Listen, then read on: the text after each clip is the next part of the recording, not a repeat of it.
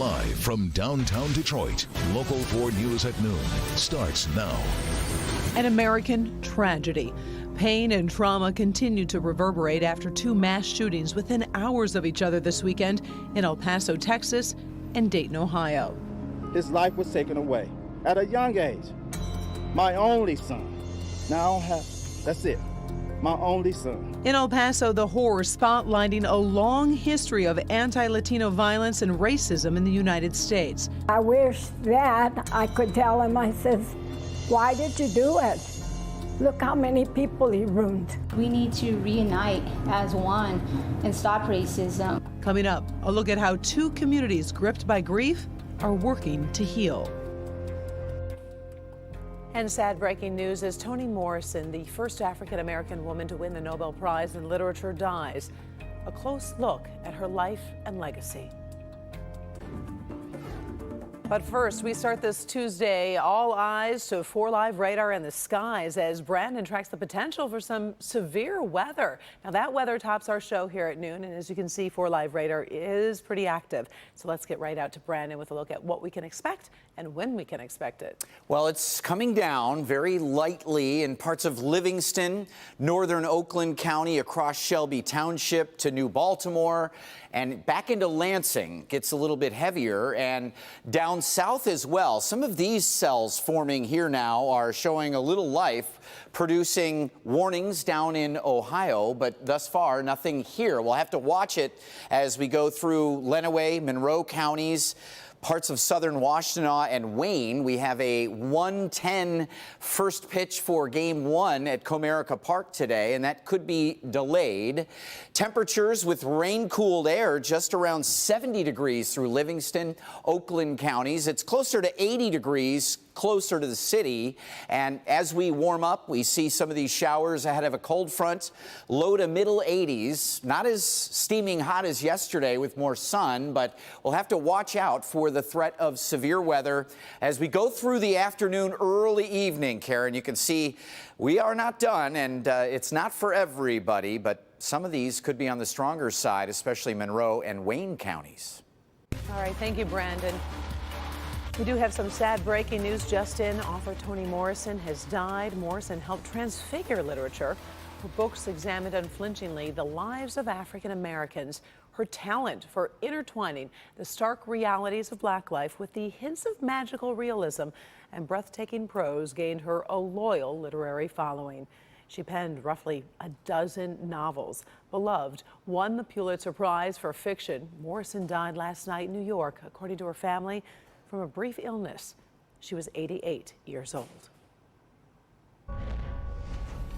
Investigators are still searching for answers into the pair of mass shootings that left at least 31 people dead and dozens more injured in less than 13 hours over the weekend. Wendy Woolfolk has a look at how residents in Dayton and El Paso are coping with unimaginable loss. Karen, as they begin planning funerals here and in Dayton, investigators are revealing more about what led to these tragedies.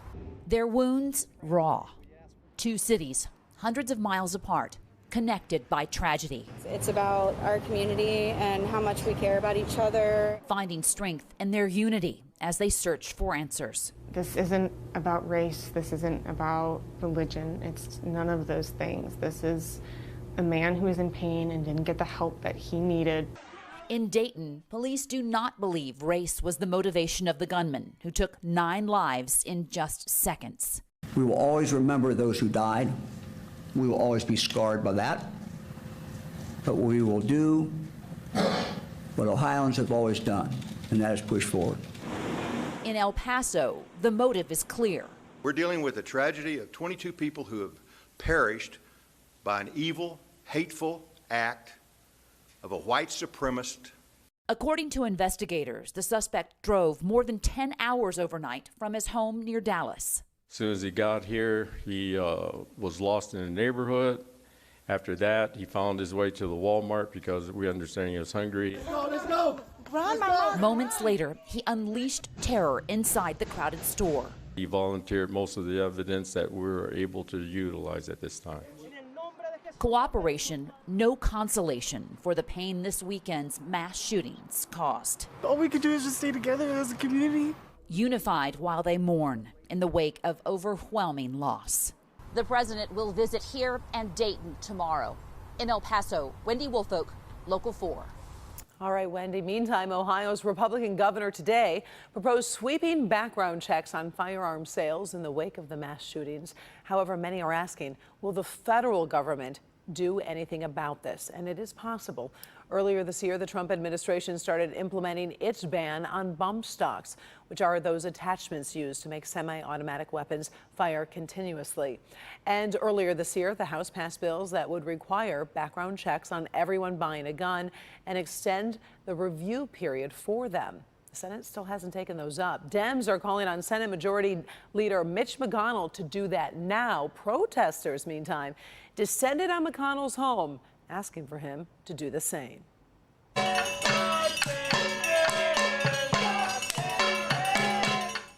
So far, no word from McConnell on if the Senate will take up the gun legislation passed by the House. Meantime, here at home, Governor Gretchen Whitmer has ordered flags to be lowered to honor the victims. She released a statement on social media reading in part, "The gun lobby has sold the American people a false narrative that you have to pick one of two sides when it comes to gun laws. The reality is that we can both recognize the rights guaranteed to us by the Second Amendment and work to prevent gun violence." Of course, we'll continue to update the mass shooting investigation on air and online at clickondetroit.com. You can pay respects today to longtime Oakland County Executive L. Brooks Patterson. A public viewing is from 1 this afternoon to 7 at the Conference Center of the L. Brooks Patterson building on Pontiac Lake Road. That's in Waterford. Patterson was elected as Oakland County Executive back in 1992 after 16 years as the county's prosecutor. He passed away Saturday after a battle with pancreatic cancer. His funeral is scheduled for next Thursday. It is also open to the public. Today at the polls, it is a crowded primary ballot of candidates taking on Warren Mayor Jim Fouts. Right now, 8 people are trying to unseat Mayor Fouts. Only 2 will move on to the November election. Fouts has been the mayor of Warren since 2007. There are some big issues on the ballots across Metro Detroit today, along with the Warren race. Let's go to Bloomfield Township, and that is where a public safety millage is on the ballot. Over in Birmingham, they're talking about a $57 million parking bond proposal for downtown. We'll be following these races very closely and have results on clickondetroit.com, also on Local 4 News at 11 tonight, and when you wake up tomorrow morning. A day after the stock market suffered its worst days of 2019, the market seems to be improving right now. The Dow is up some 98 points. The market closed more than 700 points down. This up and down market comes as the trade war between China and the U.S. might be heading down a new path, a currency war. Former Macomb County Clerk Karen Spranger is expected back in court today. The embattled former clerk is accused of stealing more than $1,600 from a 78-year-old friend she was taking care of. That happened back in January, where photos from a Chase bank showed Spranger making withdrawals allegedly without the permission of the victim.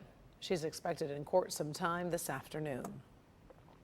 A judge is expected to consider a request for a handwriting expert to examine wills found in couch cushions after Aretha Franklin's death. The judge has been asked to decide whether one of Aretha Franklin's sons could take control of the late singer's estate and take over from the current representative. Let's bring in Larry Spruill. He is live in Pontiac with a preview of this hearing. Larry. Good afternoon, Karen. We are expecting things to get intense inside the courtroom today. That's because there is already tension between the family members of Aretha Franklin. Now, here is the breakdown for today. A judge is expected to overview a handwritten 2014 document that shows Franklin apparently wanted her son, Kel Franklin, to be the representative of her estate, which might be worth millions. So we're told the judge could possibly decide if her son could take over the estate. Now, Kel Franklin is Aretha's youngest son. He recently filed 2 court petitions asking to have control over his mother's estate. He wants to replace Sabrina Owens, who is Aretha's niece. The singer's son claims Owens has managed the estate and failed to perform her duties in that role. So we'll have a complete coverage. We will be inside that courtroom this afternoon, and I'll have a live report coming up tonight at 5. We're live this afternoon. Larry Spruill, Local 4. All right. Thank you very much, Larry. Still to come at noon, President Trump is upping the ante on Venezuela, what he's doing to them that the U.S. has reportedly done in countries like Syria and Iran. But first, two countries issuing travel warnings for the United States. The reason behind the warnings and how the city of Detroit is involved.